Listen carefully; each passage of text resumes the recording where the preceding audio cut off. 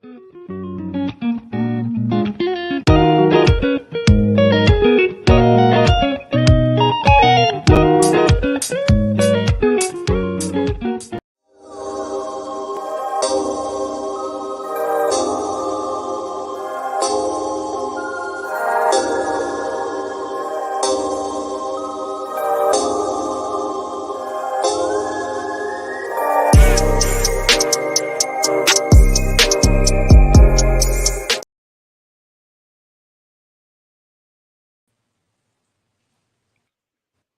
Antwan, how are you doing? I'm good. Good, good, good. I'm so glad to have you back. I'm really looking forward to this conversation with the Speaker Podcast. But before I do that, I definitely want to welcome everyone. Hey, everybody, this is Camille Essick. I am host of the Speaker Podcast. This is the podcast for innovators and creators. Be sure to hit that notification bell, subscribe, and follow me on Facebook. We're also on YouTube. Also, the Speaker Podcast, we now have a premium option available. And with that, you can get exclusive episodes starting at $3 a month. And if you haven't liked, shared, or comment, please do so. This is a conversation you don't want to miss. My brother and friend, I'm so excited to have this gentleman back just because every time I talk to him, it's just an enlightening conversation. He brings so much value and so much to the table, so I had to bring him on. Ladies and gentlemen, if you don't know, you're about to find out the one and only Antwan Aiken. Hey, Antwan, welcome back to the show. Yes, I'm happy to be back. It feels like it's been so long. I know it has been a minute, but I did not want to go into this quarter and not have you come through and sit in the living room with us. So, how have you been? What's going on? What's new? I know you are franchising the franchise king in the ATL. Just trying to make this restaurant work. Hey, and you know what? I need to follow through. I need to pull up. Um, I keep forgetting y'all out tomorrow. It's a little further on down the highway, but I need to pull on through because the food you post and breakfast is my favorite out of the three meals. Breakfast, I can eat breakfast anytime.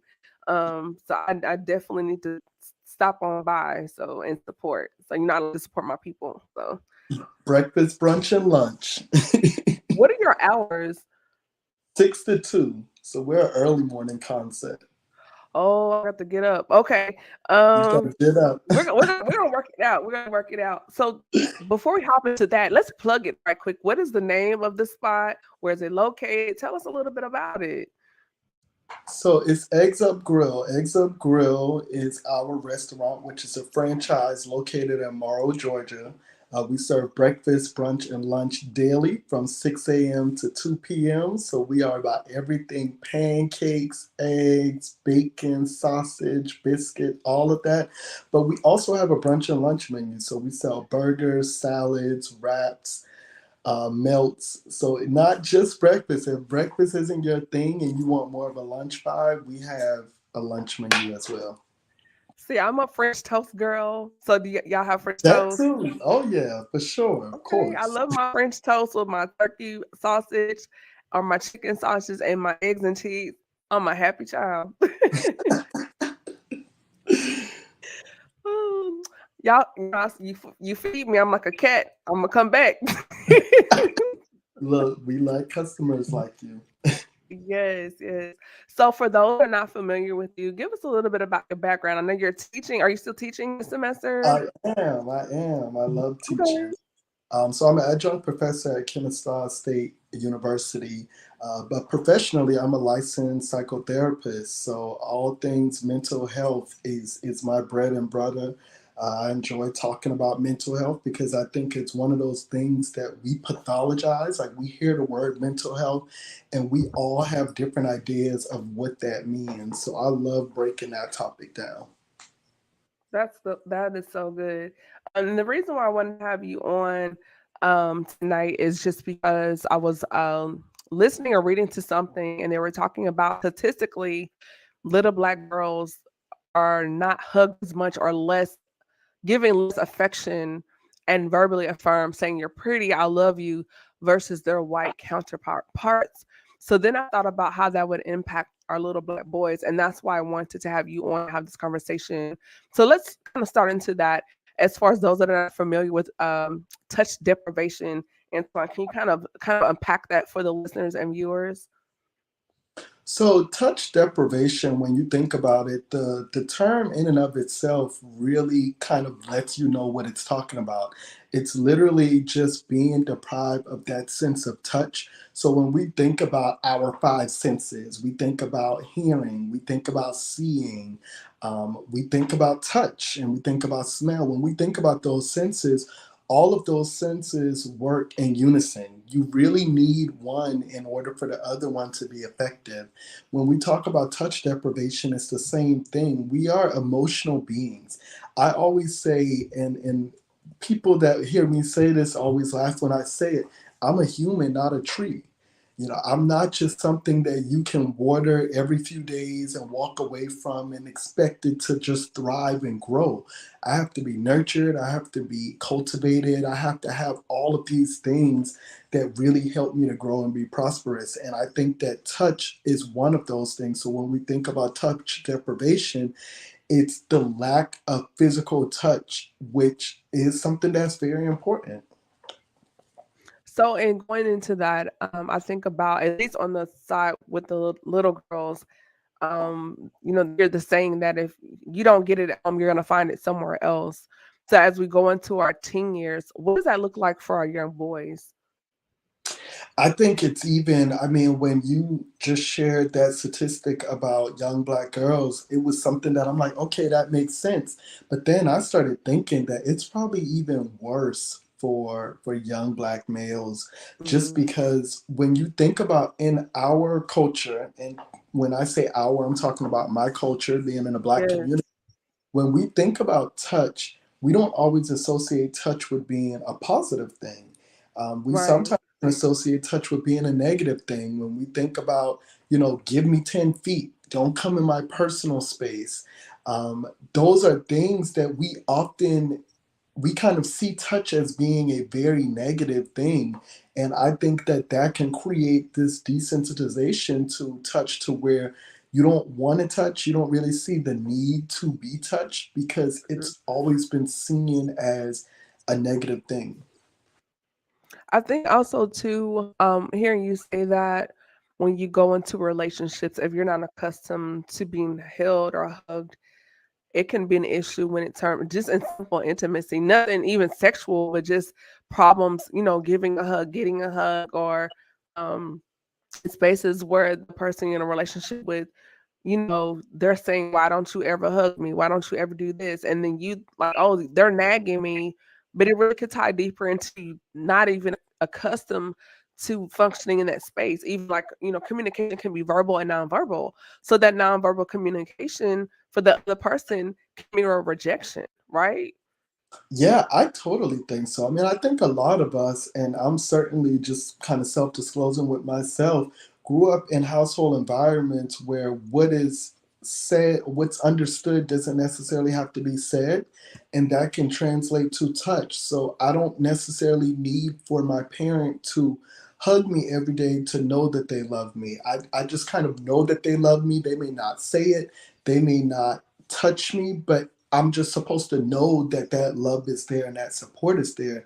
And we really transfer that to our adulthood, where we kind of go through adulthood thinking that we don't need touch because we've never really experienced it. Or for those of us that have any kind of like sexual violence in our background or any sexual assault, touch is seen as one of those things that's not really appreciated and not one of those things that's valued.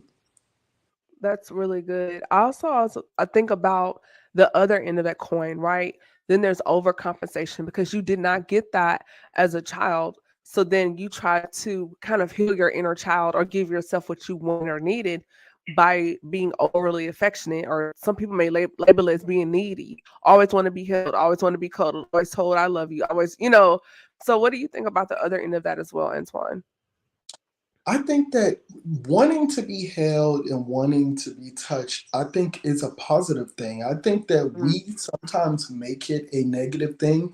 And I think that one of the reasons why, when we think about touch, particularly when we think about Black males, I think that there's a lot of toxic masculinity that really comes into play with that. So there's this idea that if you enjoy being held, that you're soft or that you're not as much of a man because touch may be my love language. I may enjoy being held, or I may enjoy cuddling, or I may enjoy some of these things that on the grand scheme of things in our community, it's not always perceived as being a positive thing, or it's not perceived as being the most masculine behavior to engage in. But then the other side of that is that when we think about what kind of our culture and some hip hop culture, how touch is then promoted, is that you do kind of the opposite. So you don't touch in a way that is soft and sensitive, but when you do touch, it needs to be aggressive, it needs to be hard, it needs to flex your masculinity, it needs to flex how strong you are. And that's when we see kind of that dichotomy where you go from not wanting to touch at all to when you do touch, that touch has to be something that's out of aggression or out of anger. That's good. Also, when you were talking, it made me think about how that messaging also ties into black men crying because it's like, oh, if you cry, you're soft, then you want to attack the orientation. It's not the case.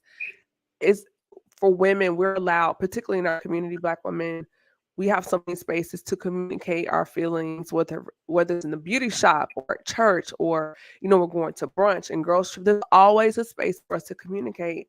But for men, it's, suck it up, boys don't, you hear, boys don't cry. We hear all these things, but there's a stress that's building. And I think for me, it just my opinion, I feel like for men, for black men, it's so much of a label as far as the gender, but what about the humanity of the black man?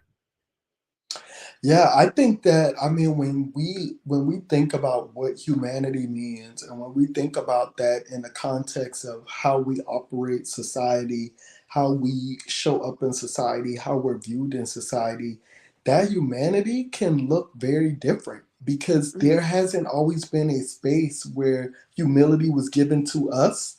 So we in turn don't give it to other people, and then we just in a space where there is no humanity, or where humanity can feel real inhumane at times. So I definitely think that there isn't always a safe space that either us, and when I say us, me as a black male, there's not always a safe space that we create, but there's also Mhm. not a safe space that oftentimes has been created for us to really comfortably be able to express stress, trauma, all of these things that impact everybody. Because again, we are human, we're not a tree, we feel, but there's not always a space for us to express that.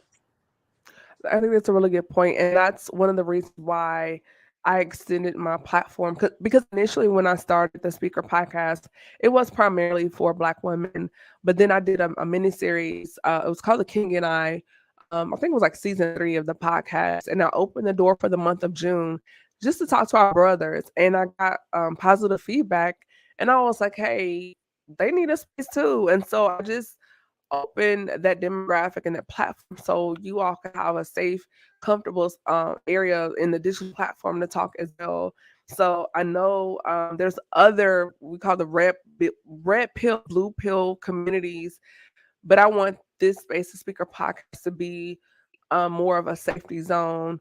I call it the honeycomb hideout, where we can all talk together and explore some ideas and do so in a way that's safe for both of us. So, yeah, and you're one of those people that I like to bring in just to open up the conversation and have the viewers and listeners kind of think about some things because we really haven't heard terms like touch deprivation before. We don't hear a lot of communication or conversations about that. So that's something I like to explore here. So going deeper into this conversation, Antoine, when we're talking about the humanity, not the gender of just being a black man, but the humanity when you're dealing with another phrase we brought up in the last season, performance exhaustion, because there's an expectation to perform, to excel, to achieve, and there's this pressure, and then you have a burnout, but then again, you can't cry, can't express because it's all you're being soft, tough enough. We got to get this money. We got to secure the bag. We got to get these numbers, these analytics. But let's talk about the performance exhaustion that's tied into this.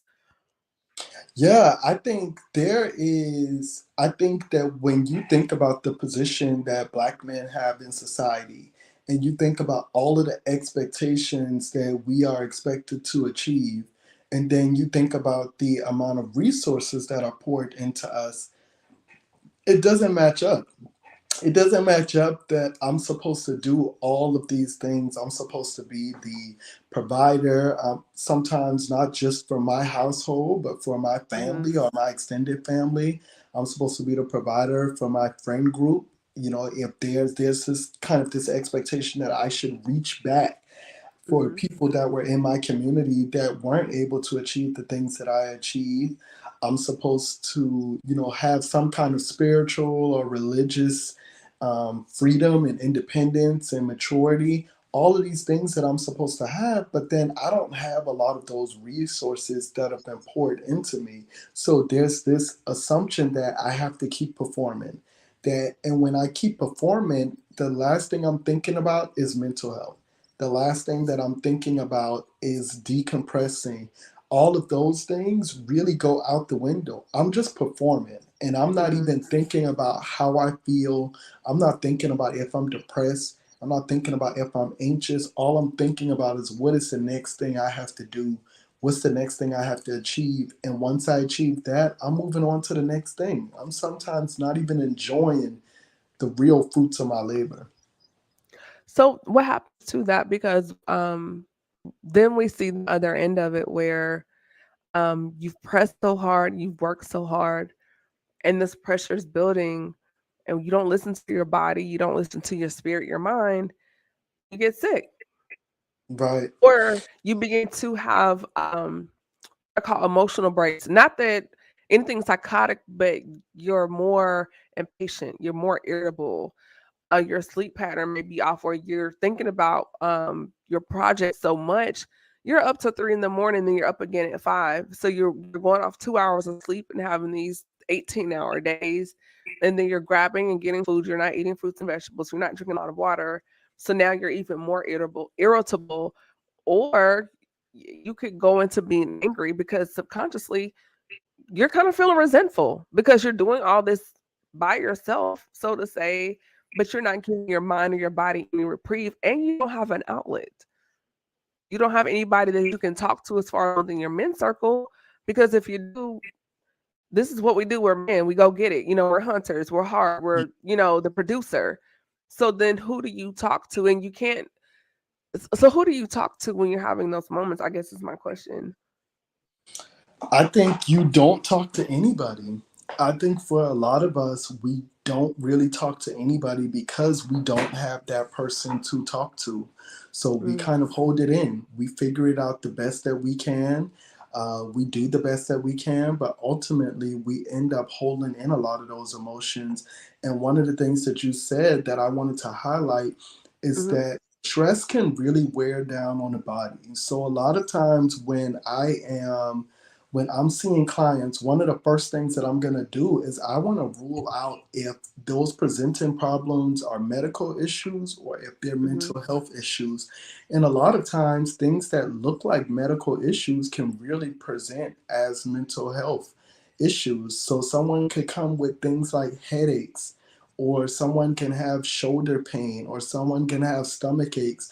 And those may be things that a person can think has a medical origin, but really it's mental health. The body will let you know when you can't take on more, or when you take on too much, or when you need to rest. And mhm, oftentimes we don't know that until we have a negative episode or we have some kind of medical intervention that lets us know I need more sleep.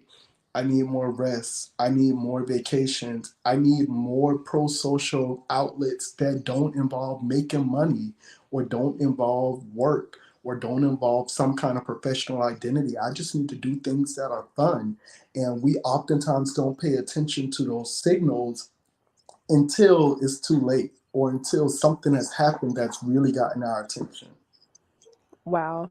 I watched a reel, and I think it was on TikTok, and his young brother, he was talking, and he said he was going through a period of time where he was just going through it, and he said all I wanted was a hug. Mm. And he said because of culturally, as far as how our community, at least for most Black men, is set up, just getting a hug, it's like, man, what you doing, dog? With your guy friends. And he said he was even willing to go to a random church that he didn't even know just because he wanted a hug. And he said he was going through it so bad. He said if somebody had hugged him, he would have broken down. Oh, wow. He said he said all I wanted was a hug. But because the way his community and environment was set up in that moment, whatever was going through in his life, he was like, he said to get me through that moment, he said all I wanted was, and you could just see the sincerity and the sobriety in his face. He was like, and he was just talking about how Black men sometimes it's not about talking it out, just a hug, just, Mm. and I was like, wow. Yeah, I think when we think about safety, so when we take the word safety at its root and we Hmm. think about what does it mean to be safe, who determines safety, who enhances safety, who takes safety away, a lot of times safety can come from within at its root. So we are kind of in charge of our safety when we think about it in a literal sense. But then there's the emotional safety. And emotional safety isn't that safety in terms of I can't lock my front door and say, okay, now I feel emotionally safe. I may feel physically safe, but that emotional safety is from within. And I think that sometimes when you're in a space where you're going through a lot, you feel like nobody really understands what you're going through. When someone does even a gesture like putting your hand on someone's shoulder, that creates emotional safety. That makes me feel safe in that moment because I may not feel safe. I may not know what's next or what's going to happen. So I definitely not, I will be honest, physical touch is not high on my totem pole, so we all got different things. I'm definitely more verbal. I like to hear it. I like to hear um I like words of affirmation. I like to hear that I'm doing a good job if I feel like I'm doing a good job. But there are moments where I can definitely see where physical touch would make me feel safe in that instance, just like how I feel safe when my doors are locked. That makes me Hmm. feel safe. Even though there may be nobody that ever tries to open my door against my will, but the fact that it's locked, it makes me feel safe. I think that that same analogy can be applied to when you are getting that hug or you are getting that physical touch, that it creates a sense of safety that you didn't have. And that now that I have that safety, I can kind of express how I really feel or I can let out my emotions. That's good. So tying in as we get closer to this, it goes fast as we get closer to the end of the conversation. The impact of stress on our brothers.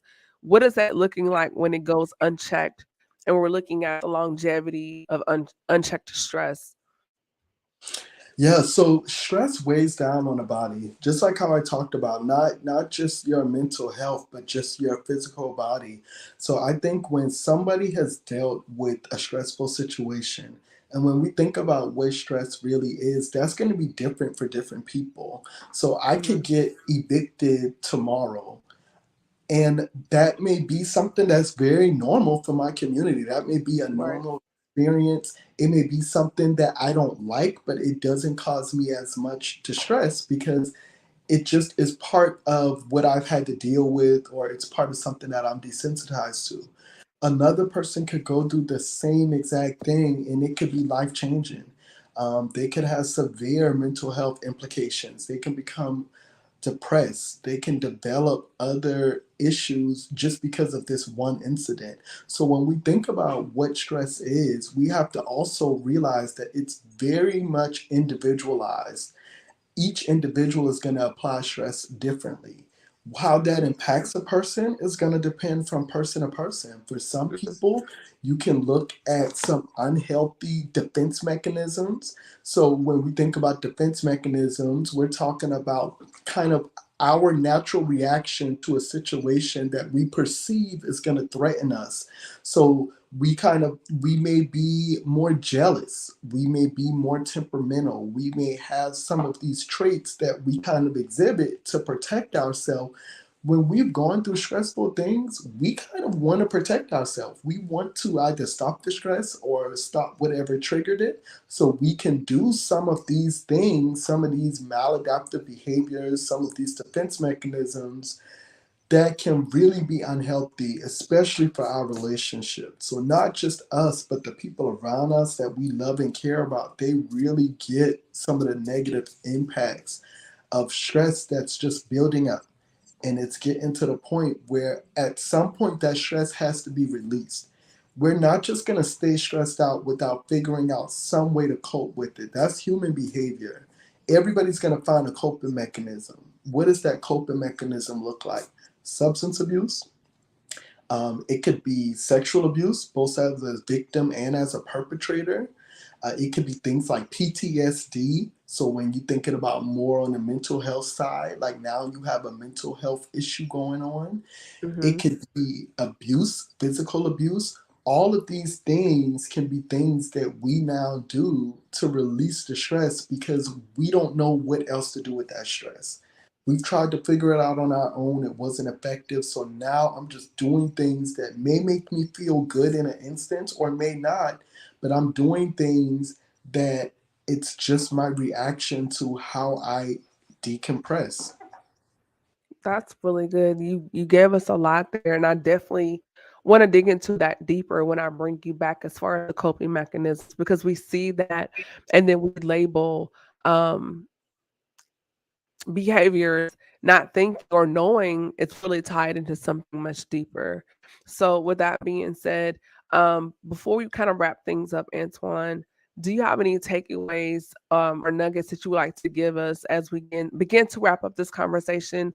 Then also where people can contact you on social media, or if they would like to reach you to maybe schedule something and talk to you some about some things offline, where they can contact you offline as well. Yeah, I think that my biggest takeaway would be that our when we think about even going along with stress and some of the other things that we've talked about, that our bodies will naturally tell us when we've had too much or when we Mhm. can't keep going on or when we need to take a break. Just listen to those signs. Especially for black men and black brothers, we're not invincible and we shouldn't have to be. It's okay to say, I think a lot of times when you ask people, are you okay? How often, especially as a black male, do you feel comfortable saying no? That's not something that we really celebrate. We don't celebrate somebody that can say no if they're asked if they're okay.